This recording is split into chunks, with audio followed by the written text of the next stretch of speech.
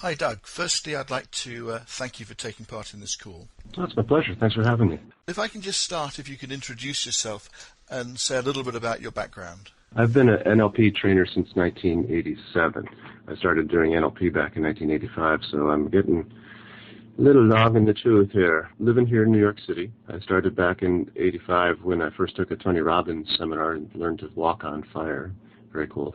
And then was intrigued to find out that Tony hadn't actually made up that stuff, that NLP started before him, and so I started taking trainings from other people as well. And the more NLP that I took, the more I was hooked, and I also got interested in where NLP came from and started studying more and more Ericksonian hypnosis. So it's been a long and interesting ride. I've been doing it now for all this time, and pretty much as a full-time thing since 1990. If we can move on to Sleigh of Mouth, what would you say Sleigh of Mouth was, and how did you become interested? In very much the same way.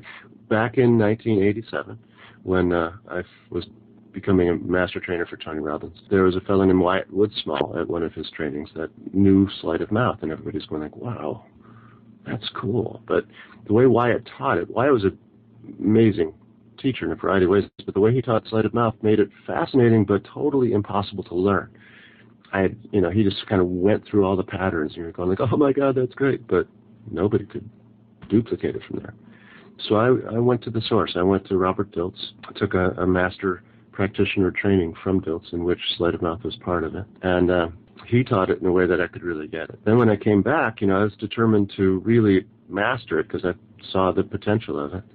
And I figured what better way to learn it than to teach it. So I got some people together and said, hey, want to learn what I learned out there in California?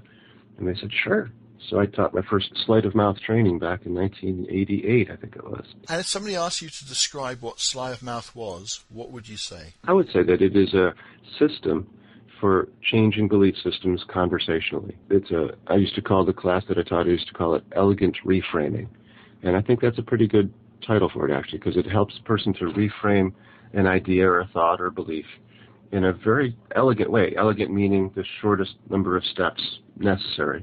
Right. To get the change to happen. What's learning about Sleigh of Mouth enabled you to do differently yourself? Well, it's interesting. I use it in a whole variety of areas. I used to be a sales manager for Robbins Research, Tony's group in America. So we used it for sales, obviously. I use it all the time in therapy with people because, most of the time people are needing to be persuaded that A, there is a different way, B, that they can do it, and see that it can happen now, that they can do it now. So Sleight of Mouth helps me to persuade them of that things before we even get started. A lot of times the therapy's almost done before we actually do any specific, therapeutic interactions for, changing their phobia or changing their, allergy response, whatever it might be. It's almost done before we start because I've done so much Sleight of Mouth. Can you give an example, without going into full details, can you give an example of that? No. Just thought I would ask. I would have to really stop and think for some time, and I think that would be bad for your airways. Well, just as an example, with weight loss clients. Excellent. I do a lot of that because, people think of you as a hypnotist. They think, oh, smoking or weight loss. So I get a lot of that, as anyone does, I suppose. But, many times people who come into a weight loss session will have been on diets many times before. And part of their brain has gotten this notion that, I've tried and failed before, so that means that I can't do it. And that's just a belief system. If this, then that. It's just a perfectly stated belief system. So my first job is to convince them that it can be done. So I'll say something to them like, well, the fact that you've been on diets before and that hasn't worked doesn't mean that you can't do it. It means that diets don't work. So then I talk about all the times that diets don't work and why they don't work, and I convince them of that. And then they're open to the idea that something else could work. Okay, so it's the diet that's not worked, not them. It's the diet and diets in general that don't work, not them. How do you think the CD and booklet turn into a good learning medium? Well, you know what? I think it's almost ideal because I've taught the class so many times and recorded it probably 2 or 3 dozen times trying to get a home study program that people could learn it by listening to the recording of this seminar. And it never worked because, there's so much interaction between the people in the classes that it just didn't make for a good recording. So finally, 15 years ago, I sat down and recorded a tape, a couple tapes, to do this, and I created the workbook for the first time, thinking, okay, I'm just going to pretend I'm teaching my brother or teaching somebody, just person that I know personally. I'm just going to sit down with them and go over the book and teach it to them one-on-one, and just hallucinated somebody there, and I was talking into a microphone, but I just sort of created this two-tape, program for that. And it turned out to work great. People really got it. People, when they listened to it, they go, oh, yeah. And then over time, as people gave me feedback about it, and tapes weren't so in demand anymore, and CDs were, I decided to take some of the feedback I've been given and redo them, and include some new things that I'd learned about it over the years, because I continue to teach it. I continue to make refinements in it. I think it's great. I think it's one of the best ways to learn if you can't do a live program. Okay, what do you expect the listeners to the CDs to get out of it? Well, again, it's about persuasion. And in my book, everything is persuasion. Whether you're doing sales, or whether you're doing therapy, or whether you're raising kids, or whether you're in a marriage or relationship, anything you're doing is persuasion. It is. Sales is all about persuasion, and it's all about belief change. It's about when people have an objection to a sales, they have a belief. So you've got how did you change that belief?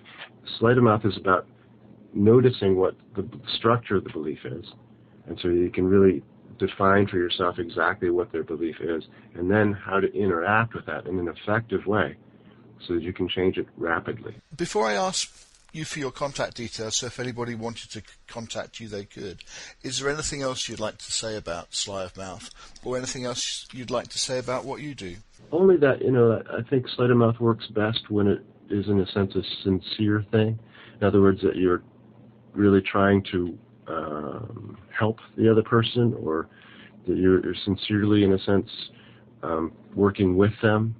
In other words, I've found for sales, as an example, that if you believe in your product, believe in your service, and you really do think it's the best product or the best service for this particular customer, that all the techniques and things work seamlessly. Whereas if you don't really believe it, but you just want to sell it to them because you want the money, for me at least, the sales techniques don't work so well. Maybe other people, that's not true, but for me that is true. And I found that true for Sleight of Mouth as well. That when I really truly think that, if they have a belief that this means that and it doesn't, and by them holding that belief, they're damaging themselves one way or another, it's my mission to help them find another way of looking at it. And Sleight of Mouth is a very effective tool to help me do that. Excellent. So if anybody wanted to contact you, can you give your contact details? Sure. You can easily reach me through my website, which is ericksonian.com. So doug@ericksonian.com is a very good way to do that. My phone number in the United States is a toll-free number. It's 877-362-7463. I think that's right. It's D. OBrien, DOBRIEN. So I think those are the right numbers. Excellent. Thank you very much. My pleasure. Thank you very much.